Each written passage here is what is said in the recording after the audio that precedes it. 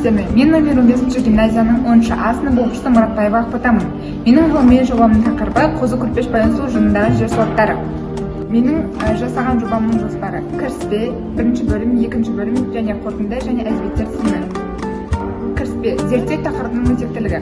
Қозы Көрпеш Баянсуы жырын әлемге алғаш танытқан Шоқан Уәлиханов. Жырды Атығай мен Арыстанбайдың аузынан жазып алған. Әдейі арнап Қозы Көрпеш Баянсуы бейітіне барған. Александр Сергеевич Пушкин жырды жазып алып, кейбір детальдарын өз туындысында пайдаланбақшы болған. Ал неміс ғалымы Разлов жырды неміс тіліне аударған.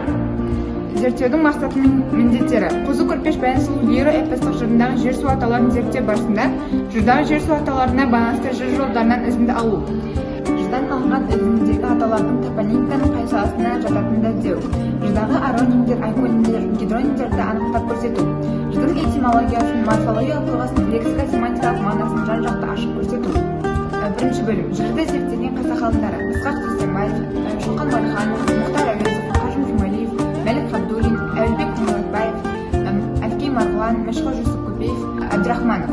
Жырдың бүкіл 10 нұсқасын Ысқақ Дүйсенбаев 1973 жылы жарыққа шыққан Қазақтың елі эпосы атты монографиясында кеңінен талдайды. Ғалымның баяндауынша, жырдың мазмұны анық, сюжеті дәстүрлі.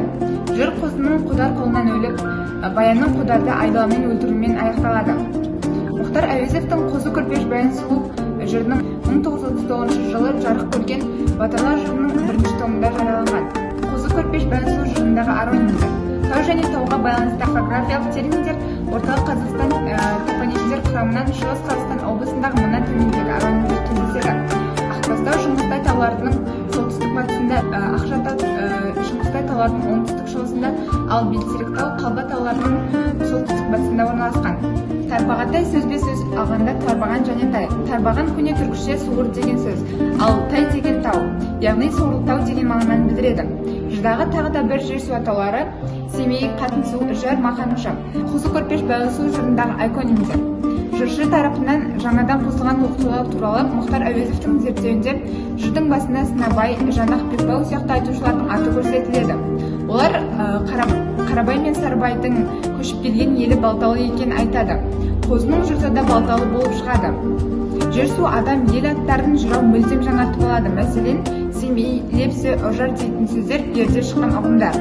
Қорытынды: ғылыми жұмысында қорытындылай келе, Қозы Көрпеш Баянсуы лиро-эпостық жыры әдебиет саласында бірнеше құнды деректерге ие екендігіне көз жеткіздім.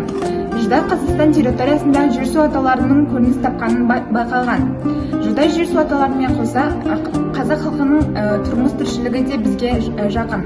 Қозы Көрпеш Баянсуы лиро-эпостық жырында кездесетін жер су атауларының көбі ана тіліміздің байырғы сөздерінен алынғандығына көз жеткіземіз. Қорыта келгенде, жер су атауларына терең мәнде тілдік тұрғыдан меңгергеннің орны ерекше. Мектеп өмірінде оқытылып, бүгінгі қазақ жастарының махаббат символы Қозы Көрпеш Баянсуының басып өткен ізін тек осы топонимдер арқылы көз алдымызға елестете аламыз. Әрбір атауларды топонимдік тұрғыдан түсіну баршамыздың парызымыз.